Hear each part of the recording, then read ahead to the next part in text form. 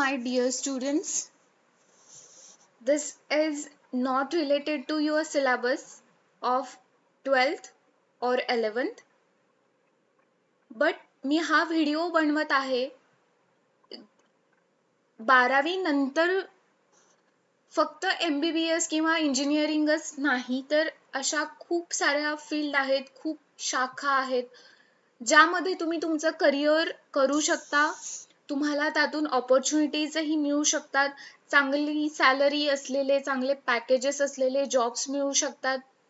पण काही स्टुडंट्सला फक्त आम्हाला MBBSच व्हायचंय किंवा आम्हाला इंजिनियरच व्हायचंय, पण त्या पलीकडे सुद्धा काहीतरी आहे ज्यातून तुम्ही एक चांगलं वेल सेटल्ड करिअर, वेल सेटल्ड जॉब तुम्हाला मिळू शकतात. Opportunities in the private sector and in the government sector तुम्हाला मिळू शकतात. अपॉर्च्युनिटीज काहींना माहीतही असेल किंवा काहींना माहीत नसेल, सो त्यांच्यासाठी हा व्हिडिओ आहे की जे फक्त MBBS पुरताच किंवा मेडिकल फील्ड पुरताच विचार करतात किंवा इंजिनिअरिंग फील्ड पुरताच विचार करतात. So there are so many fields and so many educations in topmost colleges you can take for your excellent career and for your job. Okay, so let's start. First is the botany. Okay, आता तुम्ही जे biology student आहेत, of course हा video त्यांच्यासाठी आहे with the group of physics, chemistry and the biology after the 12th.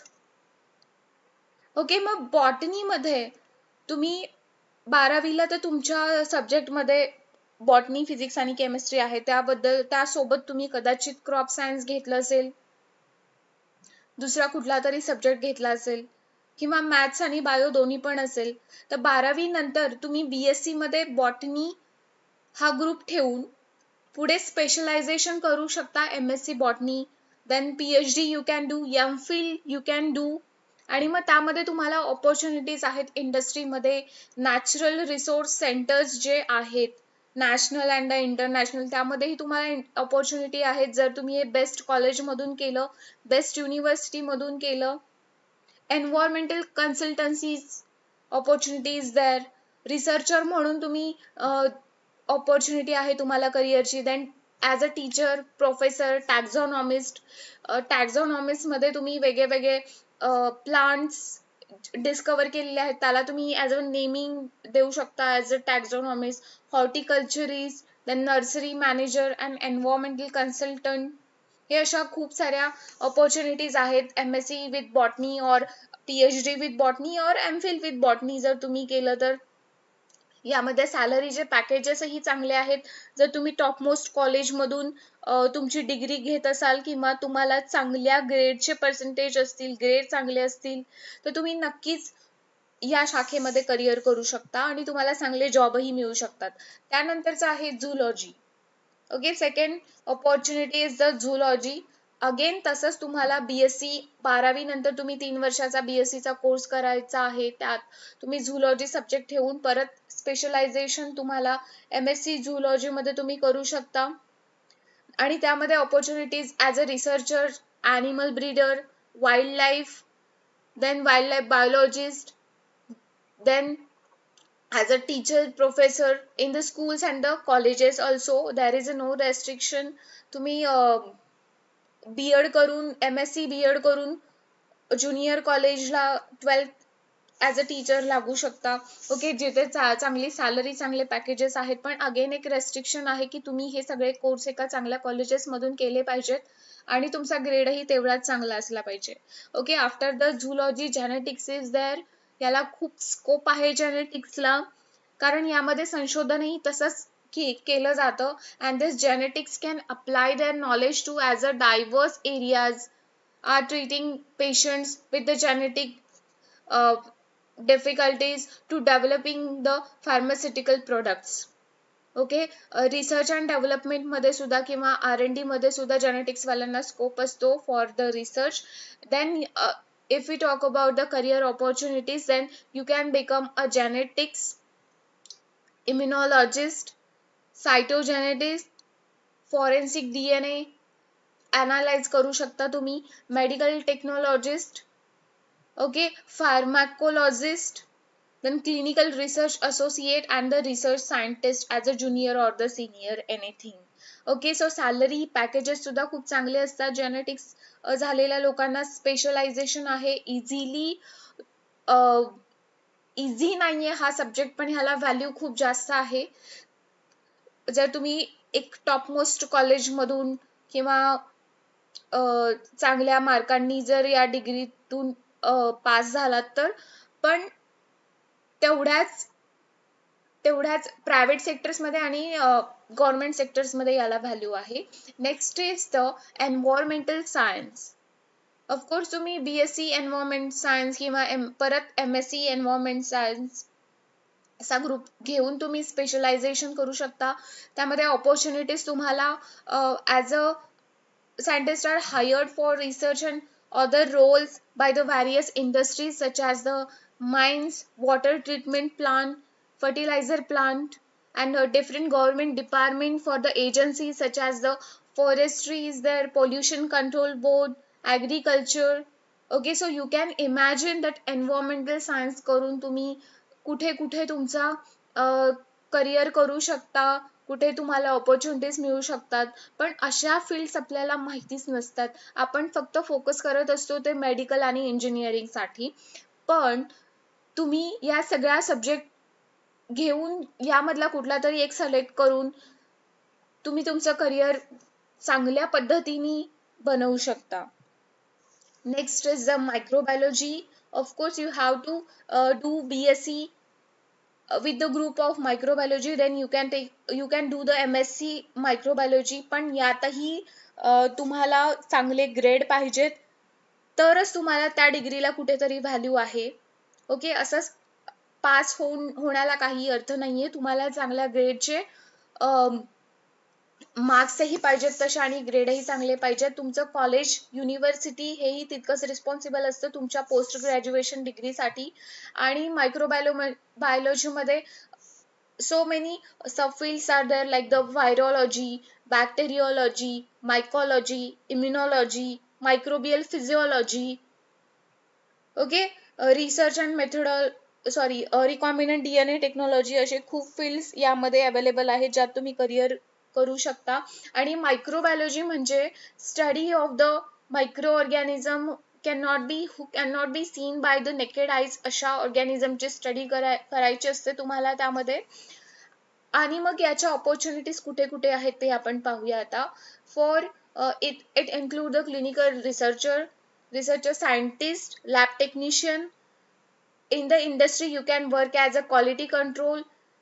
You can also work in the pharmaceutical industries, in the health sector, food industry, distilleries, agriculture. असे खूप सारे scope आहेत मायक्रोबायोलॉजीच्या स्टुडंट्सला. किंवा तुम्ही 12th नंतर जर मायक्रोबायोलॉजी हा group घेणार असाल तर तुम्हाला तुमची जर इच्छा असेल हा ग्रुप करायची तर तुमचे कॉलेजही तेवढेच इम्पॉर्टंट आहेत. Like Pune university is the best for the study of microbiology. After the microbiology, there is another one, is the biochemistry. Biochemistry also have the better opportunities in the growing, because it is a growing field. You know that you can find the numerous exciting opportunities such as the biomedical scientist, forensic scientist, clinical laboratory, then research scientist, healthcare scientist, pharmaceutical sales representative. Then you can do the job of a consultant, patient care coordinator. Okay, म्हणजे biology आणि chemistry याचं combination इथे झालेलं आहे आणि तुम्हाला opportunities सुद्धा त्याच पद्धतीच्या मिळू शकतात. You can be a professor also, teacher also in the colleges and the senior colleges and school also. Okay, next is the pharmacist. आता pharmacist म्हटलं की opportunity of course in the medical field industry. There are salary ही तितकीच मोठी आहे pharmacist लोकांना. Okay, so beyond the MBBS and the engineering you can go with the pharmacy. Okay, if you like and if you are interested. Then there is a marine biology. It is marine biology means for the fishery, agriculturist, then environmental consultant असे जे असतात, they are passed with the marine biology and you have a too much opportunity like I mentioned here. Okay, so later on there is a biotechnology. It is also the field with the biology, related with the biology. Then opportunities for the biotechnologist, of course या फील्डला सुद्धा भरपूर सारे scope आहेत. Like the marine biotechnology, animal husbandry, nutrition, cosmetics, waste management, environmental conservation. Okay, of and these higher candidates with the degree in the biotechnology, and they also work in the sales and the marketing, like in the quality control administration in the industries. Okay, so you can imagine with the best salary, students can go with the subject biotechnology. Then there is a food and agriculture. Food and agriculture, it is also very interesting uh, branch for the study. You can take career paths and the opportunities for each of these career, and very it is very fast. And some common opportunities that include the process development scientist, then the product development scientist, agricultural consultant. म्हणजे food and agriculture म्हणजे तुम्हाला जास्तीत जास्त scope आहे agriculture फील्डमध्ये. Also you can do the BSc agri, then MSc agri. Okay, horticulturist तुम्ही होऊ शकता, फूड टेक्नॉलॉजिस्ट होऊ शकता, डेअरी टेक्नॉलॉजिस्ट होऊ शकता. Then you can become also the soil scientist. Okay, सॉइलची क्वालिटी चेक करण्यासाठी तुम्हाला चांगली ऑपॉर्च्युनिटी आहे. Then plant scientist, animal nutritionist. That means food and agriculture करून तुम्ही प्लांट आणि ॲनिमल असे दोन्ही ब्रांचेस कव्हर करू शकता आणि तुम्हाला दोन्हीकडे तेवढीच स्कोप आहे. त्यानंतरचं आहे biophysics, biology and the physics, असं दोघांचं कॉम्बिनेशन करून या ब्रांचमध्ये काही उपयोग आहे. So it is the study organism at the cellular and the molecular level using the methods and approaches of the physics.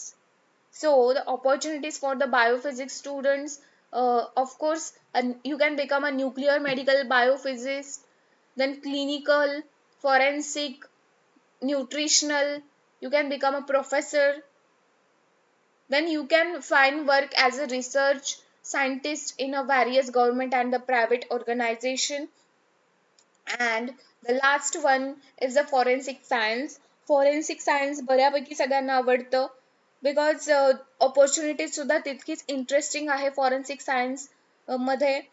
Government आणि प्रायव्हेट सेक्टर्समध्ये तेवढीच व्हॅल्यू आहे फॉरेन्सिक सायन्स स्टुडंट्सला.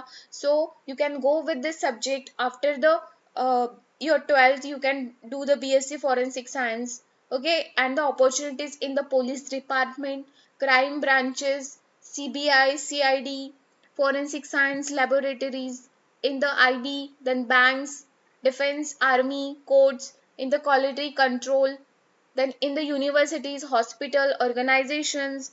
ओके, हे सगळे झाले गव्हर्नमेंट गव्हर्नमेंट सेक्टरच्या ऑपॉर्च्युनिटीज. आता जर आपण प्रायव्हेट सेक्टरच्या ऑपॉर्च्युनिटीज बद्दल बोलायचं झालं तर डिटेक्टिव्ह एजन्सीज मध्ये सुद्धा तुम्हाला स्कोप आहे. Then banks, insurance companies, you can helpful to the lawyers also, advocates also.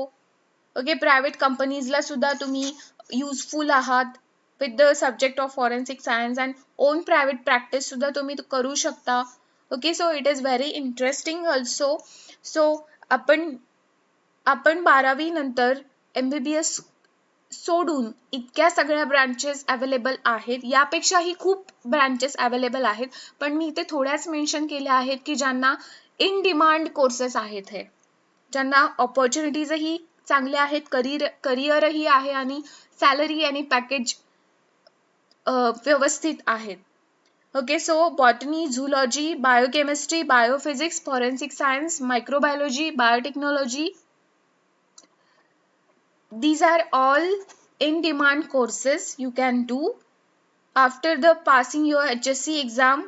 But यासाठी तुम्हाला HSC with the PCB group तुम्हाला चांगला अभ्यास करून मार्क्सही तेवढे चांगले घ्यावे लागतील. Okay, so good luck for your exam. Do your well, study well, and thank you so much for watching this video. Thank you.